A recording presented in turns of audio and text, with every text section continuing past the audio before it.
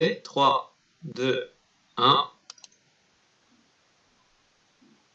Bonsoir, bonsoir à tous. Alors, pour ce live de ce soir, nous devrions être 4, mais nous avons un petit retardataire. Donc, Didier Tronchet est un peu en retard, mais on espère qu'il va nous rejoindre. Donc, pour l'instant, nous avons Jérôme Jouvray qui nous fait le plaisir d'être présent pour parler de leur album commun, Les Fantômes de Séville. Et à mes côtés ce soir, Christophe, qui va gérer la technique et qui relaiera également vos questions. Donc, n'hésitez pas à en poser. Donc, c'est un petit peu chamboulé le programme, mais voilà, on va essayer de vous parler de cet album avec Jérôme. Est-ce que tu peux nous parler un petit peu de la genèse de ce projet, même si, bon, à la base, Didier a écrit l'histoire, j'imagine, et t'as contacté par la suite, mais est-ce que tu peux nous en parler un petit peu? Oui, bien sûr, bonsoir tout le monde. En fait, moi, la première fois que j'ai été contacté pour ce projet, c'est par le biais de notre éditeur, en fait. Didier avait parlé du projet à notre éditeur avant que je sois inclus dans le projet. C'est-à-dire que, en fait, Didier a parlé juste de l'idée de départ et il n'était pas super chaud pour le dessiner lui-même.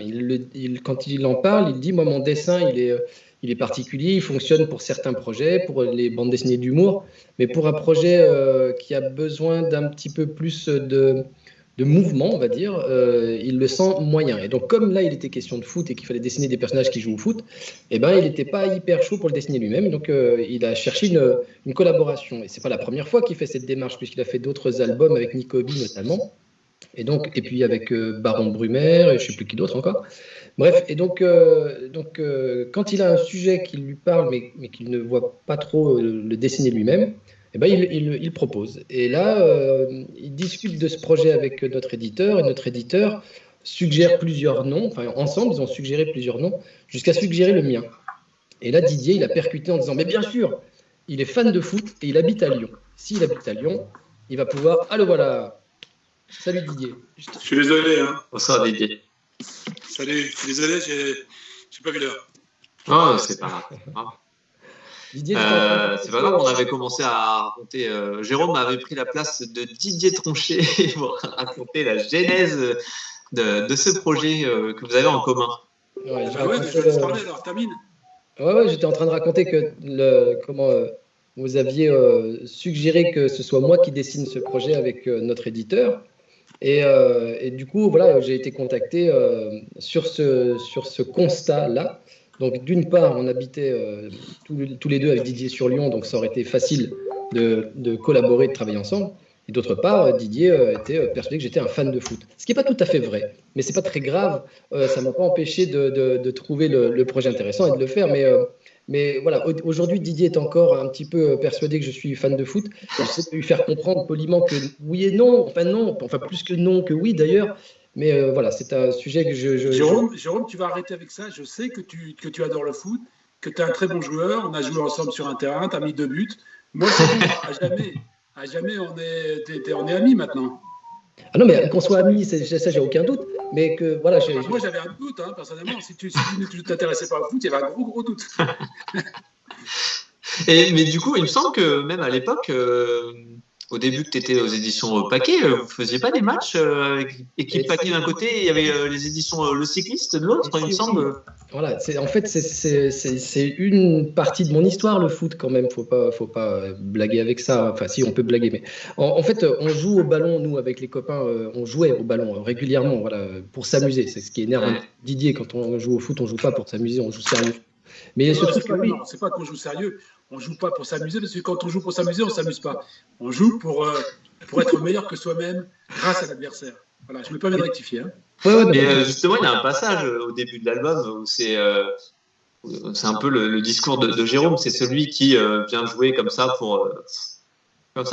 Oui, mais moi quand je lisais le scénario de Didier et les dialogues de Didier avec ce personnage qui est là pour expliquer c'est quoi le foot et c'est quoi qui est important dans le foot et qu'il y en a marre de ces mecs qui veulent jouer pour s'amuser, je me sentais visé, moi, en lisant ce scénario. Je me suis dit, il parle de moi, quoi.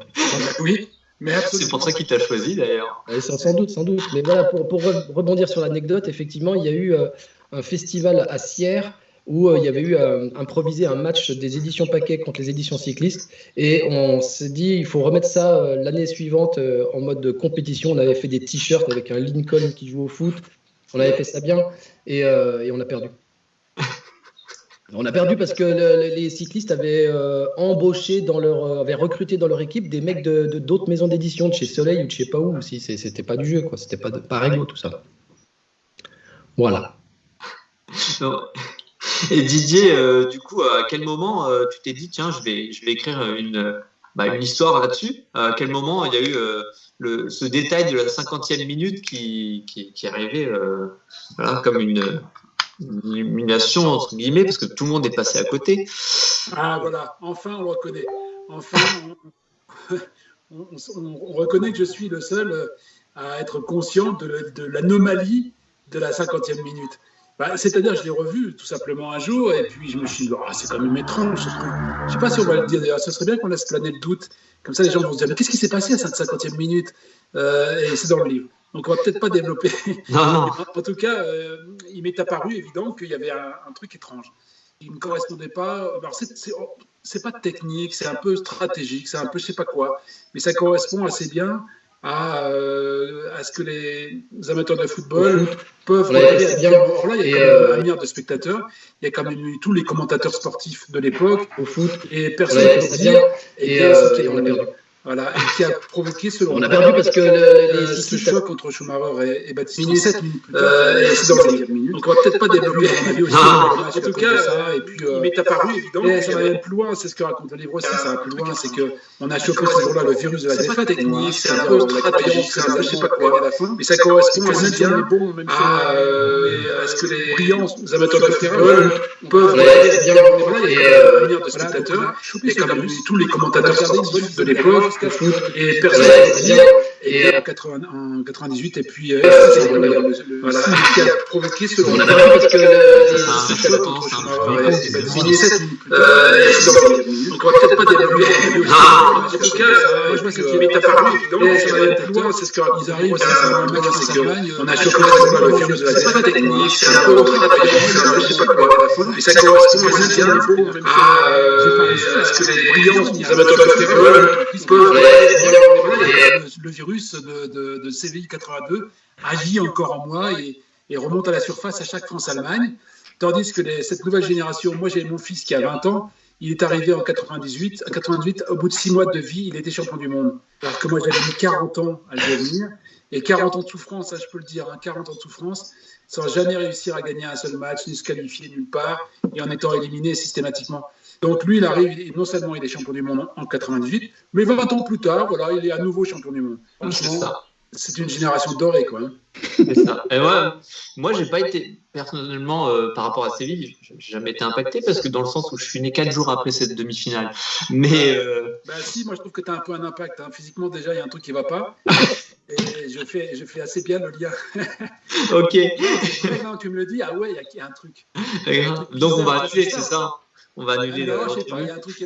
Je sais pas quoi dire, il y a quelque chose excuse-moi, tu dois le savoir, donc je remets le couteau dans la plaie. On en parlait tout à l'heure, avant que tu arrives avec Jérôme. Tu avais, dès le démarrage de ce projet, décidé de ne pas le dessiner. Et je voulais savoir qu'est-ce qui t'a plu, qu'est-ce qui t'a fait choisir Jérôme parmi les autres candidats. D'abord, il n'y avait pas d'autres candidats, franchement. Je ne sais pas, c'est ce que Jérôme nous disait, qu'il y avait quelqu'un. Je lui ai fait croire qu'il y avait une dizaine de mecs qui attendaient devant chez moi. Mais non, il a fallu que je le convainque que cet imbécile ne voulait plus dessiner à un moment donné parce qu'on avait prévu de faire une rencontre avec tous les acteurs il a peut-être dit, mais du drame. Et à partir du moment où on a décidé de faire autrement, monsieur, ça ne l'intéressait plus parce que ce qui l'intéressait, en fait, c'était d'épater son fils, qui est grand amateur de foot, et qui aurait été très impressionné que son père rencontre Platini. Donc la seule motivation de mon ami Jérôme, qui ne l'était pas à l'époque et qui l'est devenu, et je le remercie, d'épater son fils, ce que je comprends parce que moi c'est une de mes grandes motivations dans la vie, en rencontrant Platini, Battiston et compagnie. Donc ça ne l'intéressait plus à partir du moment où on ne les rencontrait pas, mais on a réussi quand même à trouver un point d'intérêt. Moi, le mien en tout cas était que son dessin est un dessin, et il le dit lui-même, de cartoon, c'est un dessin bondissant, c'est un dessin avec la dynamique.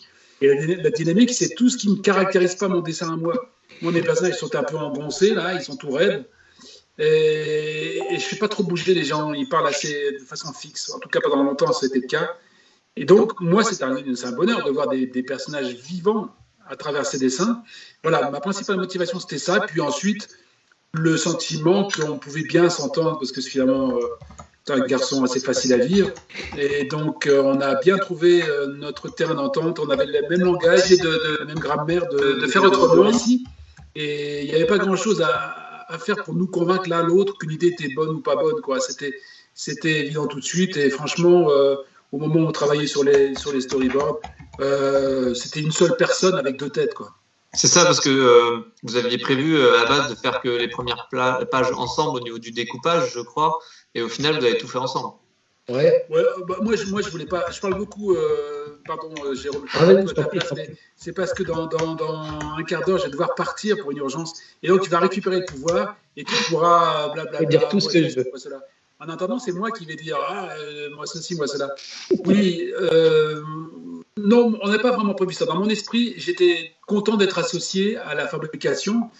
Je pense que la bande dessinée est vraiment dans son essence née dans le storyboard. C'est vraiment là où tout se passe. Après, c'est du finulage, c'est de la mise en scène qui va de soi quand le storyboard est bien fait, et du dessin, du pur dessin. Et là, c'est son affaire. Moi, j'aime bien mettre le nez dans le moteur, sous le capot. Et j'ai pas renoncé. Enfin, j'étais assez content qu'il accepte ça. C'est pas le cas de tout le monde. Il y a des dessinateurs qui préfèrent vraiment conserver leur privilège de dessinateur et ils ne veulent absolument pas que le scénariste s'introduise par quelque biais que ce soit dans la fabrication. Ce que je peux comprendre aussi, mais pour en avoir connu des gens, des dessinateurs un peu rétifs, j'ai été très content qu'il me laisse un peu empiéter dans son domaine. Ce qui n'était pas du tout empiété dans son domaine d'ailleurs, puisque à l'arrivée c'était notre domaine. Et vous vous êtes rencontrés, il me semble, la première rencontre c'était une vingtaine d'années. Est-ce que vous vous imaginiez travailler ensemble déjà à l'époque ou pas du tout? Ce petit mec là, qui est venu me voir, là. Bonjour monsieur, je me souviens de cette scène très bien.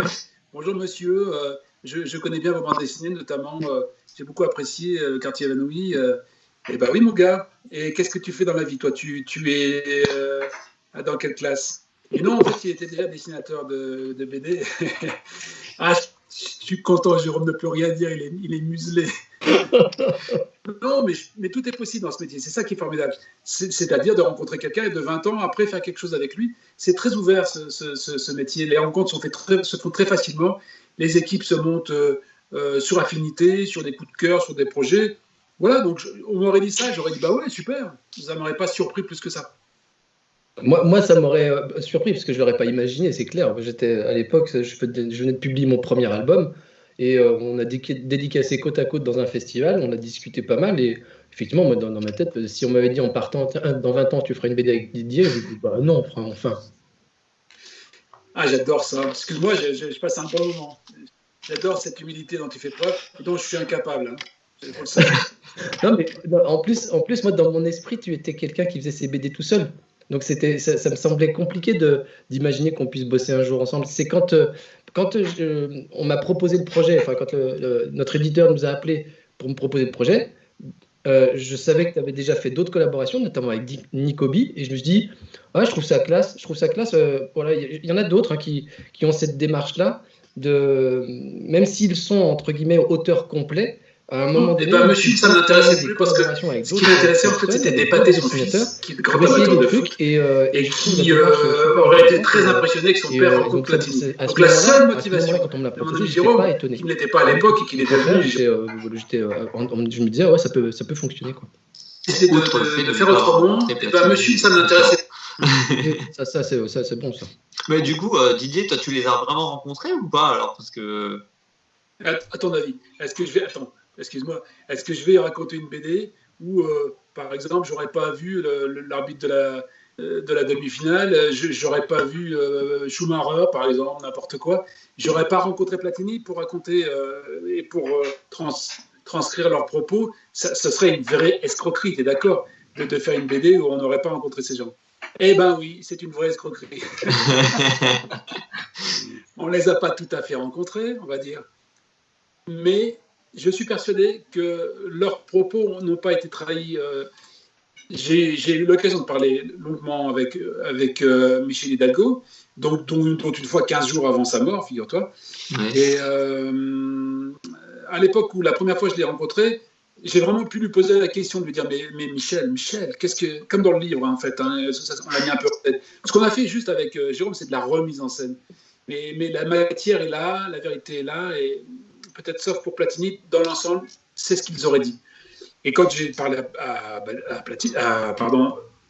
Michel Hidalgo, je lui ai dit Michel, mais comment c'est possible qu'à la 50e minute, parce que j'adore ça, donner des leçons à des entraîneurs. Voilà, je donne le sentiment que j'ai tout compris. Ouais, parce que le personnage dans la BD s'appelle Didier et c'est toi, quoi, en fait. Oui. Non. Ouais. D'autant plus vu ce que tu me dis, c'est vrai qu'on a l'impression, voilà, que tu vis pour le foot, tu vis ta passion à fond pour le foot. Oui, non, moi, je ne suis pas aussi excessif que le personnage du livre. C'est drôle d'ailleurs de voir comme ça, mais c'est comme toujours. La bande dessinée permet ça, des espèces d'extensions, d'excroissance, de caricature de soi-même, qui est très agréable à faire. Moi, j'adore l'autodérision. Franchement, quand je peux me foutre de ma gueule, je le fais pas parce que par humilité certainement jamais, mais parce que c'est un produit très drôle et qui est très facile. Et moi, je connais mes travers. Et les caricaturer, c'est un peu comme si je m'en débarrassais, comme si je les montrais en disant « Ah là, je suis au courant. » Et cette obsession du foot, oui. Mais elle n'est pas grave, à vrai dire. Personne ne va m'arrêter, me mettre en prison ou me jeter des pierres parce que j'ai cette passion-là. Elle est assez bénigne, quoi. Hein. C'est pas très grave, en gros. Pour les autres, pour moi, c'est plus grave, ouais. Donc oui, c'est moi. D'ailleurs, Jérôme m'a un peu représenté physiquement. Comme vous pouvez le voir, ça n'a rien à voir. C'est un peu raté. Mais en tout cas, oui, j'assume. C'est moi et j'adore ça. Me voir éructer, bondir et tout ça dans tous les sens. Ça m'a un peu guéri de ça d'ailleurs. Maintenant, quand je me vois m'énerver avec le foot, je me dis attends. Tu t'es vu quand t'as bu. Voilà. D'accord. Et un truc, mais je m'arrête de temps en temps pour te donner la parole. Mais je pourrais te dire encore 1000 choses sur sur les personnages qu'on a vus ou pas. Ouais. Effectivement, on n'a pas tout vu. Moi, Schumacher, j'ai l'impression de le connaître. J'ai lu son bouquin, j'ai lu des interviews, je vois comment il est. Donc, je peux pas me tromper beaucoup. Puis je pense qu'il aurait dit ce qu'il nous a dit. Battiston, j'ai pu parler avec lui longuement. Simplement, c'était pas dans un jacuzzi. J'aurais adoré. On s'est parlé, bref. Et il était assez d'accord avec moi quand je lui ai dit mais enfin, comment c'est son prénom déjà? Patrick, nom de Dieu, qu'est-ce que tu fous sur ce terrain à la 57e minute? C'est n'importe quoi. Et il m'a dit effectivement que, bon, voilà, il était d'accord avec moi, avec ma théorie. Donc c'était un grand moment pour moi parce qu'il m'a prouvé dans ça. Lui, il avait une autre explication que je donne dans le livre. Voilà, donc on l'a vu. Il y a juste Platini sur lequel on s'est un peu lâché. On s'est un peu amusé à en faire un personnage un peu énorme physiquement déjà. Et puis, bon, on s'est dit après tout, qu'est-ce qui prouve qu'entre 2016 et 2018, Platini qui a disparu des écrans à cause de la FIFA et de sa déchéance, un peu, on va dire, ne s'est pas retrouvé tout seul chez lui sur les bords du lac de Genève à déprimer, grossir et vouloir vivre dans le noir et parler comme Marlon Brando dans Apocalypse Now. Qui pour me dire que c'est faux? Personne ne peut me le prouver, ça. Donc, il faudrait le faire lire à Michel. Oui, la bande dessinée et la fiction s'engouffrent dans les brèches du réel. C'est ce qui est intéressant. Personne ne peut me dire c'est faux. Moi, je ne sais pas si c'est vrai, mais ce qui m'intéressait, c'est le vraisemblable. Ouais. Et est-ce que justement Patrick Battiston et Michel Platini seront amenés à lire cet album? Est-ce que vous allez leur en envoyer un exemplaire, par exemple, ou pas du tout? Est-ce que c'est une idée? Non, on va surtout pas lui envoyer à Platini parce que c'est vraiment là, on va le faire dans 5 ans en lui disant mais vous Michel, mais vous l'avez pas lu, mais enfin, on est désolé, hein, vous êtes ridicule. Non, il n'est pas ridicule, il est simplement un peu exagéré, c'est vrai, mais il a du panache là-dedans en ce moment. Il a un beau moment de panache et Kiwi est assez fort. Mais il est possible qu'ils se disent mais qu'est-ce que vous m'avez fait dire, jamais, voilà. C'est ça le danger. Donc on ne va pas lui envoyer, on ne va pas regarder Facebook Live de ton Facebook Live. Ne le prends pas mal, mais il y a très peu de chances qu'il le fasse. Donc on va tenir le plus longtemps possible jusqu'à ce qu'il le voie et qu'il nous attaque en procès. C'est notre stratégie. Tout à l'heure, tu parlais d'autodérision, justement, dans l'album, le trait de Jérôme, il s'y prête aussi. Il y a un mélange entre le texte qui est très.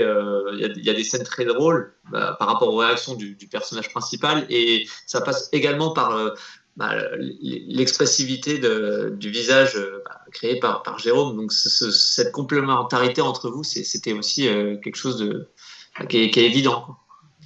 Je sais pas si Jérôme. Oui, tout à fait. Oui, non, mais après, je te laisserai parler, Jérôme. Puis je dis ça, puis en fait, je vais tenir 1 heure, il n'y aura que moi encore à parler. C'est bien ça. Non, j'ai encore, disons, 4 minutes ensemble. Oui, bien sûr, il y a une complémentarité évidente. Et simplement aussi parce que comme on était ensemble pour concevoir ce truc, on s'amusait de la situation nous-mêmes.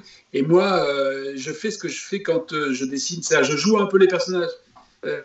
On le fait tous d'ailleurs quand on est dessinateur, et Jérôme le premier à mon avis, on mime les expressions, on mime un peu sans s'en rendre compte. Quand on voit un dessinateur dessiner, tout à coup on le voit flancher les sourcils en train de faire un truc. C'est ce que son personnage fait, un peu à la façon des acteurs. Donc, moi j'ai dû plusieurs fois jouer la scène comme ça. Oh mais alors Michel, mais comment c'est possible?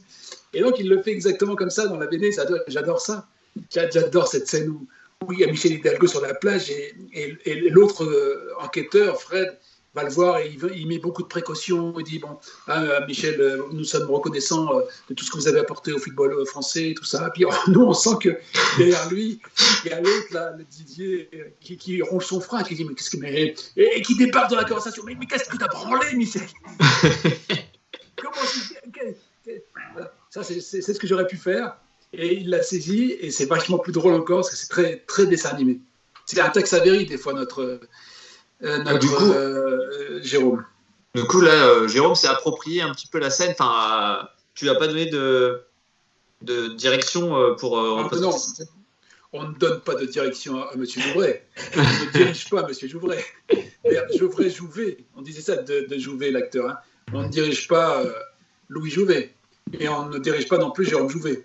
Donc, il n'y a pas de question de direction, il y a une question de collaboration, de sensibilité la même. Si je sens que ça marche, ok, on fonce. Si lui sent qu'il y a un truc qu'il peut faire mieux, voilà, il n'y a pas de. Alors là, aucun des deux ne va dire je dirige la scène, quoi. On n'est pas au cinéma. Même d'ailleurs, au cinéma qui m'est arrivé d'en faire un tout petit peu, j'ai renoncé à l'idée de diriger les acteurs. Je pense qu'il faut prendre le meilleur d'eux-mêmes, leur donner libre jeu, et ensuite on voit si ça c'est conforme ou pas à ce qu'on avait en tête. Si c'est mieux, tant mieux. Si c'est un peu moins bien, on le dit. Voilà. Est-ce que bon là. Mais il faut surtout pas, dessinateur comme acteur, être contraignant. Voilà. Et c'est peut-être le bon moment pour passer le relais à mon ami Jérôme. Et moi, je vais retourner à mon colloque sur Kant et le football. Et justement, tiens, juste avant de se quitter, un petit pronostic pour cet Euro. Alors, je ne fais jamais de pronostic, je prie. Pronostic égale risque de se tromper, terrible. Donc, ne compte pas sur moi là-dessus. Et quant à Jérôme, tu n'auras pas non plus de pronostic, parce que là, il ne regarde même pas les matchs. Ça montre son degré d'implication dans le football. C'est un peu l'image, ouais, c'est un peu désespérant. Ouais. Je ne suis pas sûr qu'il ait vu le match de France-Allemagne. Là, parler avec lui. Moi, je suis content de partir, parce que je ne veux pas assister à ça. Jérôme, sois bon, défends le bouquin comme tu sais le faire, et tout repose sur tes épaules. Les ventes d'exemplaires sont maintenant entre tes mains. Moi, elles sont là à peu près à 15-20 000. Là, je les ai apportées à 15-20 000. Donc, qu'elles ne baissent pas trop quand ce sera à toi de parler. Allez, à bientôt les amis. Merci Didier. Bon match. Voilà. Tu vas avoir la parole complètement. C'est vrai. Hein. Tout ce qu'il a dit est vrai.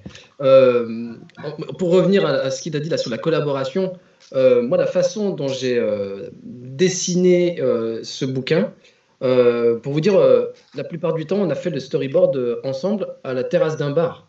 Donc, on restait 2 heures, 3 heures sur la terrasse, on buvait des coups, on mangeait 3 chips, et on discutait, et moi, je dessinais, je prenais des notes. D'ailleurs, je sais plus, il me semble que je t'avais envoyé un document, non, je ne sais pas si tu peux montrer ça. J'avais envoyé un document où on voit le découpage, en tout cas une photo du carnet. C'est dessiné à l'arrache, c'est dessiné très très rapidement. C'est vraiment de la prise de notes. Et ensuite, à moi, au moment de faire le dessin définitif, d'ajuster, de rectifier s'il y avait des choses à rectifier. Mais pour vous dire le storyboard qu'on a fait ensemble est plus un découpage. C'est-à-dire qu'on parlait un petit peu de mise en scène, mais on parlait surtout de rythme. Combien de cases dans la page, combien de bulles dans la case, combien de pages pour telle scène.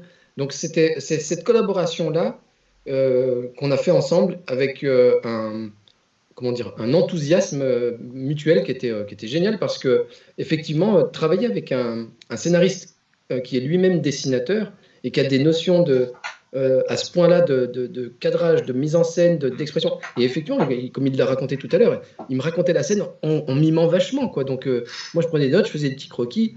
Et il y a même des fois, je prenais des notes, j'écrivais juste un mot dans la case. Je dessinais une case, j'écrivais juste un mot, ça suffisait pour savoir ce que j'allais en faire. Ouais. Et il m'a fait une confiance totale là-dessus. Et il y a vraiment, je crois qu'il m'a demandé de modifier 3 trucs en tout, dans tout le bouquin. C'est-à-dire qu'à un moment donné, c'était le jeu de regard d'un personnage ou je ne sais quoi. Mais il y avait vraiment une belle connexion entre nous. Là. C'était vraiment chouette. Une belle collaboration. Du coup, pour dessiner cet album, est-ce que tu as revisionné le match? Ouais, bien sûr, ouais, mais en fait, alors, comme je disais à Didier, moi je viens pas d'une famille très foot, donc du coup je suis même pas sûr de l'avoir vu ce match. Moi j'avais 9 ans quand ça a eu lieu, donc je suis pas sûr d'avoir aperçu ça. J'en ai entendu parler à l'époque parce qu'évidemment on en a parlé aux infos le lendemain et pendant plusieurs jours derrière, donc à mon avis c'est là que je me suis rendu compte de ce qui se passait. J'ai dû voir les images parce que je m'en souvenais. Ouais.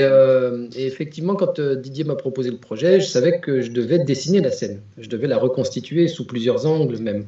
Et donc effectivement, j'ai regardé le match. Alors, pas en entier non plus, parce que je ne suis pas assez foot pour ça, mais j'ai regardé tout ce passage, le fameux changement à la 50e minute, etc. Donc, et puis aussi parce que même voilà, ce changement, je le dessine aussi. Et donc, j'ai vraiment, pour certaines images, redessiner ce qu'on voyait à l'écran. C'est-à-dire, c'est une capture d'écran, ce que j'ai fait. Et puis pour d'autres scènes, j'ai dû, retraduire ça. Alors, il se trouve que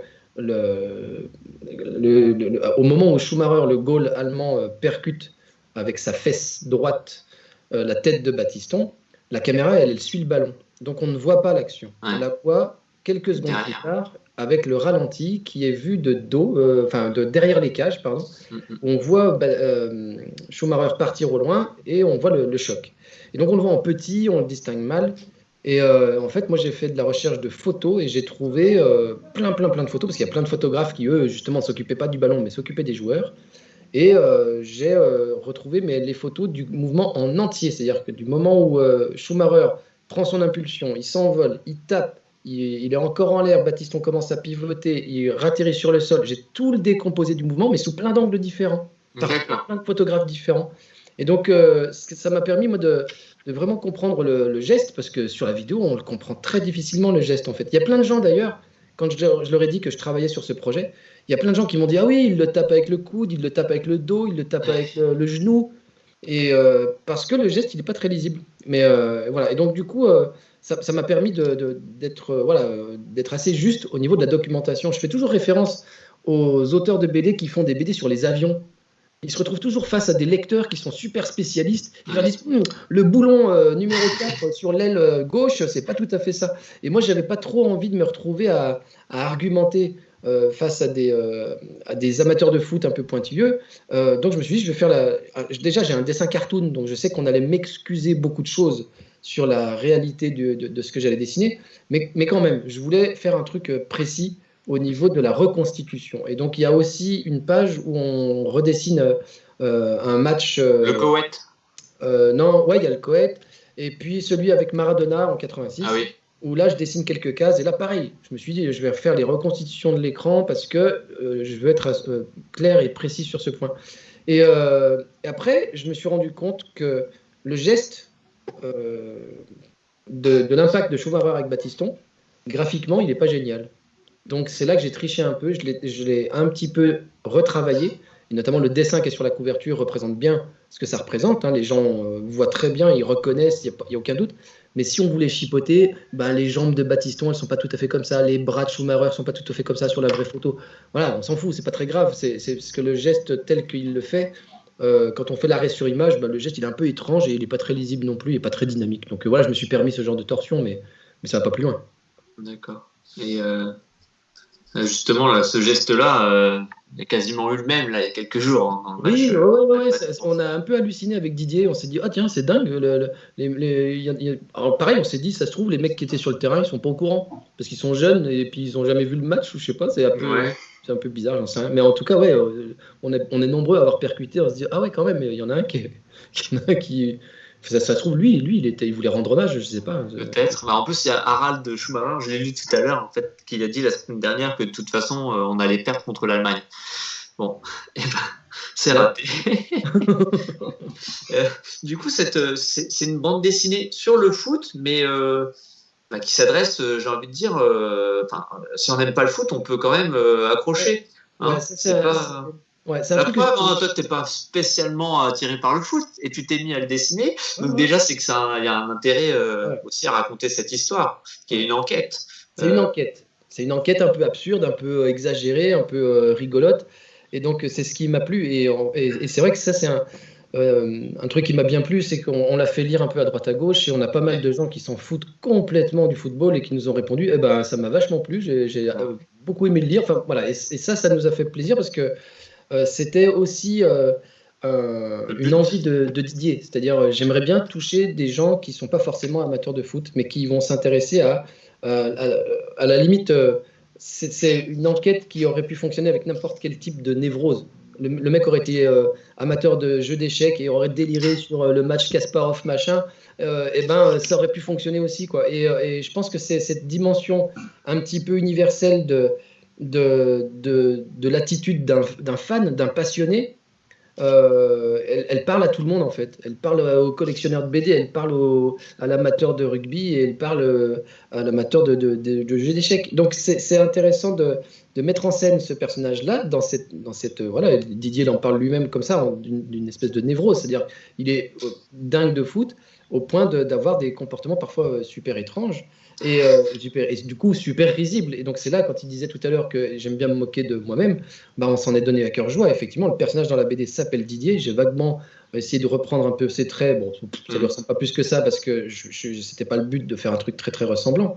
Mais voilà, c'est dessiner un personnage avec toutes ces contradictions, ses passions, ses névroses, et qui, en faisant une enquête, fait un travail sur lui-même, un travail d'introspection. Alors, dit comme ça peut paraître un peu prise de tête, un peu intello, mais c'est pas le cas du tout. C'est vraiment un personnage qui, qui, euh, qui est grand guignol. Et donc ça, c'est ce qui m'a plu, quoi. Et comme moi, je m'amuse beaucoup à dessiner des personnages en mouvement et des personnages expressifs qui en font des caisses. Et là, j'avais un personnage mais super agréable à manipuler et à raconter parce que justement, il est fou ce personnage et il est attachant pour ça.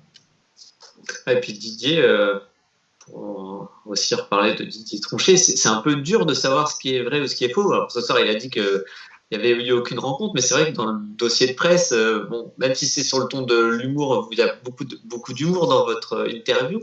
Euh, Tant qu'on ne sait pas, tant que vous ne dites pas que c'est faux, on ne sait pas quoi. Ouais, puis je crois que lui, il aime laisser entendre que peut-être que c'est vrai. Et puis peut-être que c'est pas tout à fait vrai. Et donc, effectivement, si on veut être très très précis, il a réellement rencontré Michel Hidalgo, il a réellement rencontré Patrick Battiston. Et puis les autres, ben, peut-être qu'il les a rencontrés, mais peut-être pas. Voilà. Bon, après, voilà. j'espère qu'il les a pas rencontrés, parce que dans le sens où, sans spoiler, les rencontres, voilà, vu comme elles se passent, ça.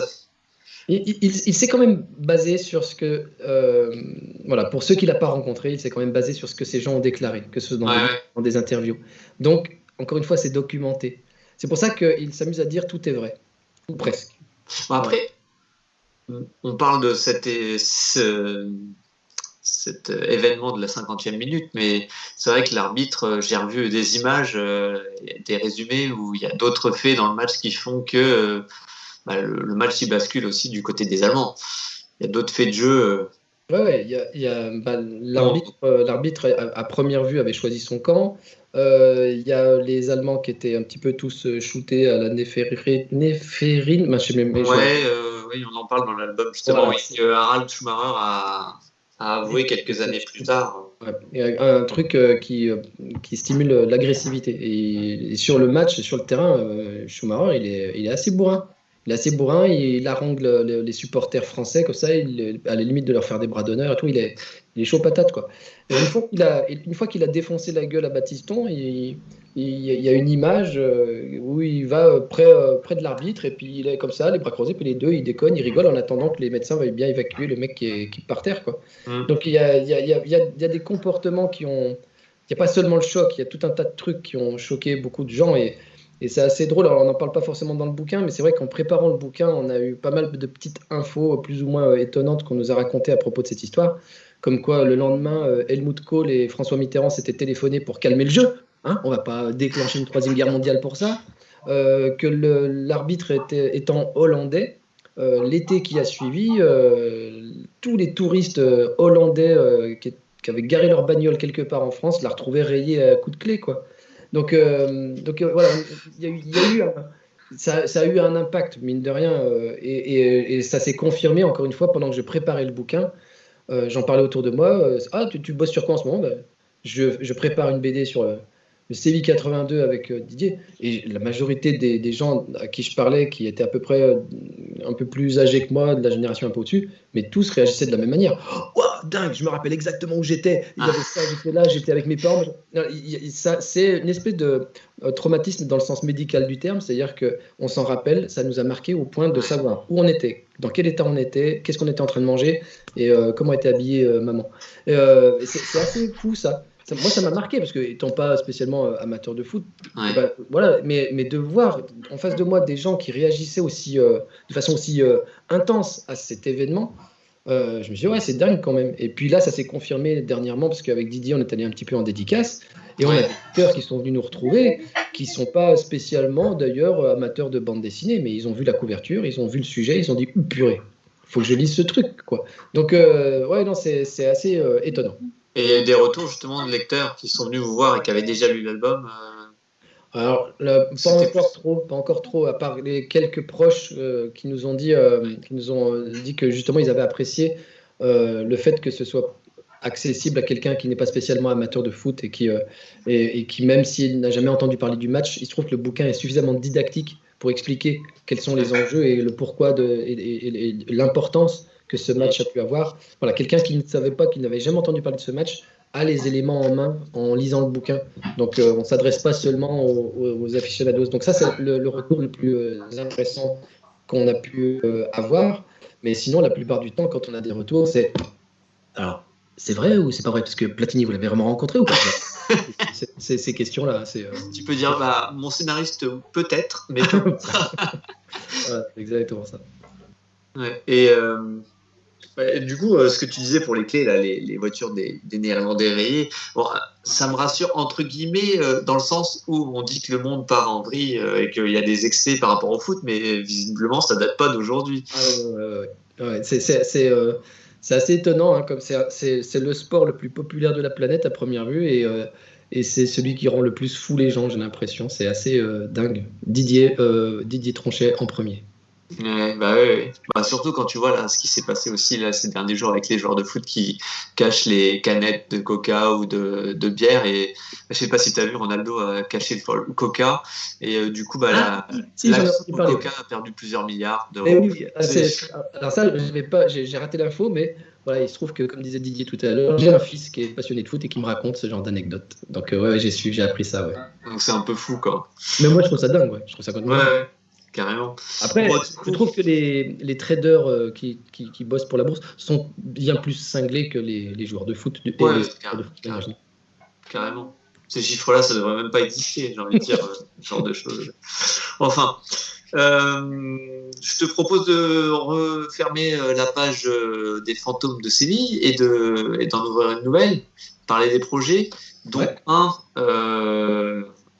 voilà, l'idole de la bombe.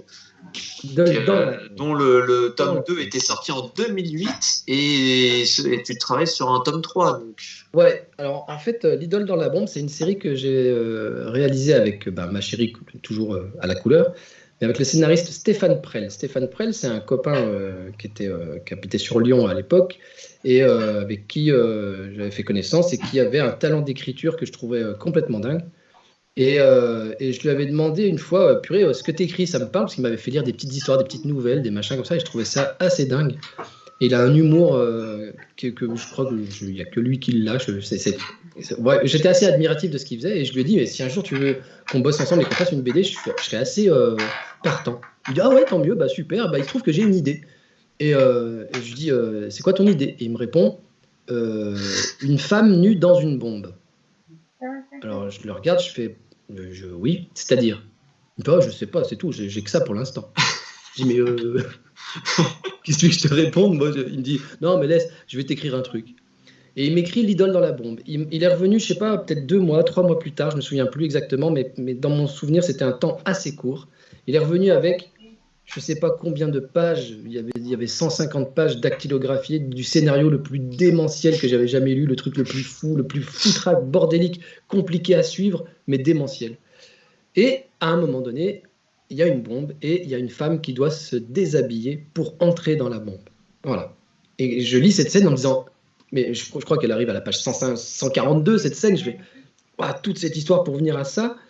Et puis finalement, quand on a fait le bouquin, la femme, elle n'est pas toute nue. C'est complètement con, tu vois, c'est bizarre, mais bref, je m'égare un petit peu. Mais tout ça pour dire que on a eu la chance d'être publié par les éditions Futuropolis et on a eu la malchance d'être publié dans la collection 32 des éditions Futuropolis. C'est du version souple.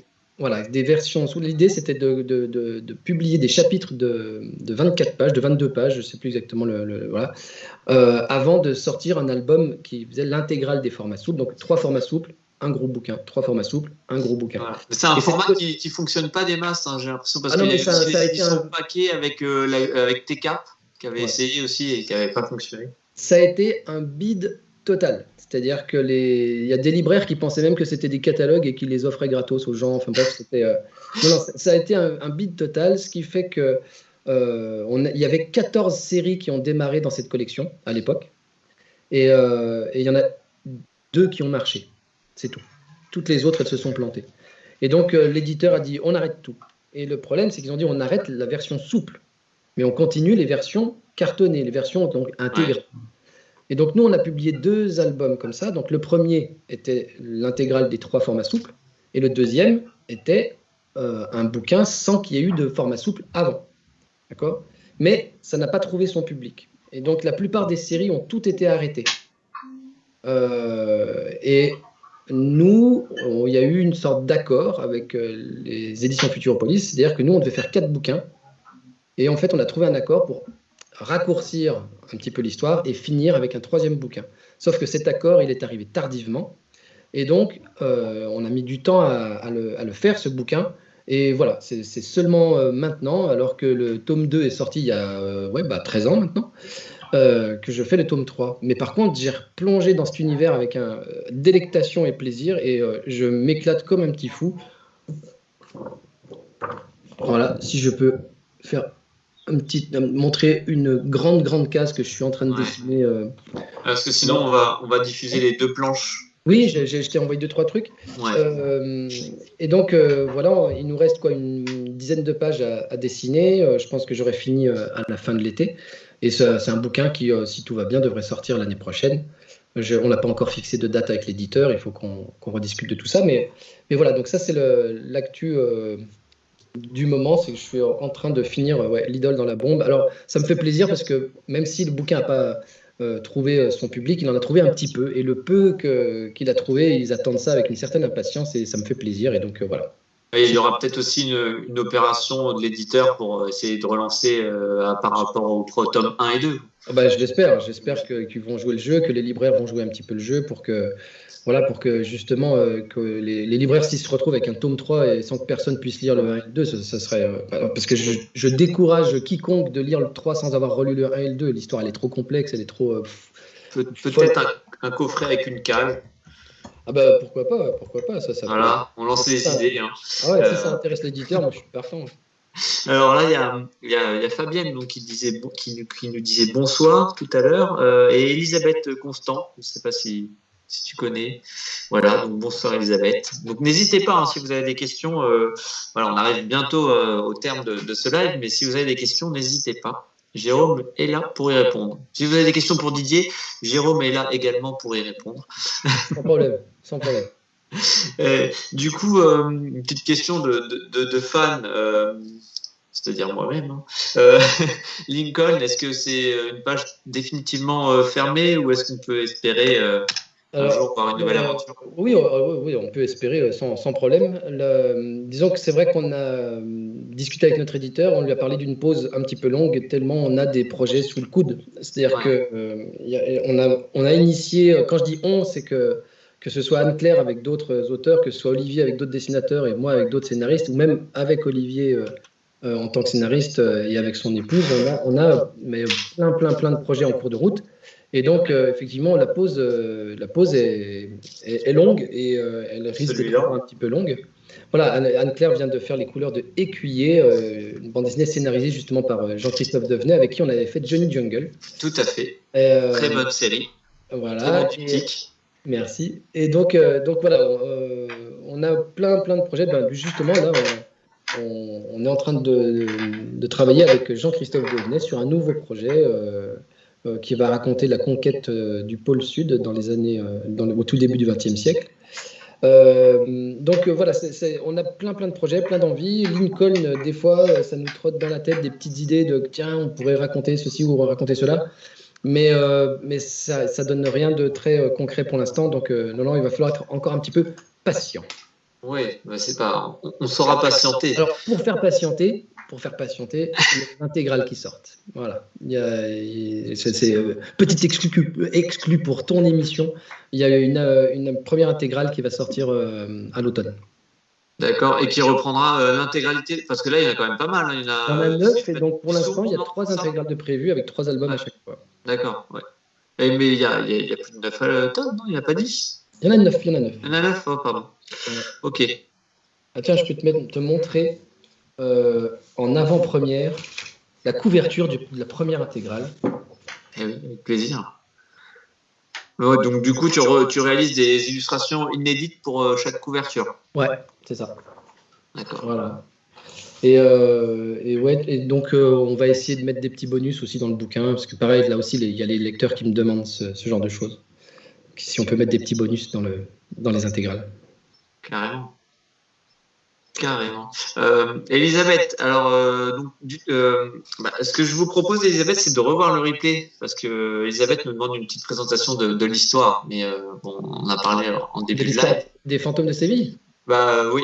Alors, si on peut la résumer comme ça, c'est une enquête rigolote faite par un cinglé de foot sur un match épique qui a eu lieu il y a presque 40 ans. Voilà. Et c'est une BD qui ne s'adresse pas uniquement aux fans de foot. Exactement. Voilà, on a fait le pitch en 3 lignes. Voilà. Didier, s'il revoit le replay, on a défendu le bébé. Exactement. Bon, et je pense que voilà, c'est plutôt pas mal. Tu te vois aussi peut-être faire quelque chose aussi avec le scénariste de l'Idole de l'amour, justement, vu que tu as adoré. On en parle souvent. Il m'a proposé, je pense, en 15 ans, là, il m'a proposé un nombre de scénarios incroyables. Et à chaque fois, je lui disais, non, mais ne me propose pas un nouveau scénario, j'ai même pas fini l'Idole, c'est compliqué. Mais dans le lot, dans tous les scénarios qu'il m'a proposé, il y en a un qui me reste en tête. Et la dernière fois que je lui en ai parlé, lui, ça lui parlait plus trop. Donc j'aimerais bien prendre le temps d'en rediscuter un petit peu avec lui, parce que je pense que ce qu'il avait fait à l'époque mérite d'être sans doute peut-être retravaillé, mais mérite d'exister. C'était une histoire très très chouette, avec pareil encore beaucoup d'humour je suis sûr qu'on va retravailler un jour ensemble avec Stéphane. Il a une imagination qui est trop spéciale, qui est trop dingue, enfin que j'adore quoi. Donc voilà. On a fait ensemble une autre bande dessinée qui s'appelle La Peste requin, qui pareil a eu beaucoup de mal à trouver son public. Hein. C'est une BD très particulière, c'est un drame familial. dans lequel je me souviens, j'avais discuté avec lui pour que justement il y ait un petit peu d'humour pour, comment dire, pour que les moments dramatiques ou les moments plus durs puissent être mis en valeur aussi. Et c'est un bouquin que j'adore parce que justement, par contre, il est exigeant. C'est un bouquin dont on appelle même plus ça des flashbacks, tellement la narration, elle se découpe en moments qui se passent les uns avant les autres. J'ai quelques lecteurs qui ont été assez déroutés par cette narration, on est à un moment, puis on est avant, puis on est bien plus loin, puis on est... Voilà, c'est pas facile à suivre, mais c'est un bouquin que je trouve génial, et puis sur lequel graphiquement je me suis éclaté à faire un mélange d'ancrage, d'aquarelle et de couleurs informatiques avec Anne-Claire. Là, voilà, si les lecteurs peuvent aller jeter un œil à ce bouquin, qu'ils n'hésitent pas, c'est vraiment une super histoire. D'ailleurs, en parlant d'ancrage pour les fantômes de Séville, Didier t'a un petit peu poussé à utiliser une technique. Oui, en fait, quand j'ai fait les Lincoln, à chaque fois, la page de titre de Lincoln, c'est une petite illustration faite à l'aquarelle. Et il a vu l'illustration du tome 9, et il m'a dit, j'aime bien ça, c'est léger, est-ce que ça ne te dit pas d'essayer de dessiner les planches directement à l'aquarelle? Et donc, je me voyais pas faire entièrement à l'aquarelle, c'était un peu trop compliqué. Ouais. Et puis je voulais qu'on s'y retrouve aussi avec Anne-Claire sur la collaboration entre le mélange de dessin et de couleurs. Et du coup, j'ai fait des tests où en fait, l'ancrage n'est pas au stylo, ni à la plume, ni au pinceau et à l'encre. C'est au pinceau, mais à l'aquarelle. C'est-à-dire que c'est un trait de peinture aquarelle bleu foncé. Voilà. Et donc, ça a permis un ancrage un petit peu léger, avec un peu de grain. Et là-dessus, il y a une mise en couleur informatique qui vient compléter, finir le dessin. Mais le dessin original est au trait... Mais ce qui est chouette en plus avec la mise en couleur d'Anne-Claire, c'est qu'on n'a pas l'impression que ce soit l'ordinateur. Enfin... Et oui, parce qu'on a utilisé une petite méthode qui est toute simple, mais qui est très efficace. C'est que quand elle vient poser les aplats d'ombre pour faire les jeux de lumière, en fait, cet aplat n'est pas une couleur faite à l'informatique, c'est une texture d'aquarelle qui est incrustée dans l'image. Donc, ça veut dire que il y a des aplats qui sont électroniques, entre guillemets, qui sont des purs aplats informatiques, mais il y a d'autres aplats qui sont avec de la matière, avec la texture du papier. Et donc, ça donne une certaine richesse au dessin, quoi. Ça évite de faire justement trop électronique, comme je dis. Ouais. Et du coup, c'est une technique que vous allez pouvoir peut-être réutiliser sur d'autres projets. Je crois que je suis en train de réfléchir à comment faire ce fameux projet avec Jean-Christophe Devenay sur la conquête du pôle Sud. Et je pense qu'on va retourner vers ce genre de choses, peut-être. Tu vas voir. Ça marche. Bon, en tout cas, on a hâte de découvrir tes nouveaux projets. Moi aussi. J'ai hâte après qu'ils soient en librairie. Ok, oui. C'est la finalité de ton travail, en fait. Exactement. Et du coup, juste avant de conclure, les fantômes de Séville, parce que là, l'histoire, elle se passe en 2018, parce que à la fin de l'album, voilà, on comprend qu'on est en 2018. Ouais. C'est un album que vous avez fait avant le confinement, enfin, qui a été repoussé à cause du confinement ou... Oui. Moi, je l'ai terminé en mars l'année dernière. C'est la première fois que je fais un bouquin et qu'il paraît si longtemps après que je l'ai terminé. Mais en fait, c'est parce que l'idée de le sortir au moment pour l'Euro était déjà là. Et comme l'Euro a été repoussé à cette année, voilà, on a repoussé la date jusqu'à cette année. D'accord. Donc ça doit être un peu long à attendre quand même. Ouais, c'est un peu long, mais voilà, il se trouve que en attendant, j'avais des choses à faire, donc c'est pas bien grave, mais c'est un peu frustrant de faire un bouquin et d'attendre si longtemps avant qu'il arrive, quoi. Ouais. C'est ça. Bon, eh bien, Jérôme, merci de nous avoir consacré cette heure en ta compagnie.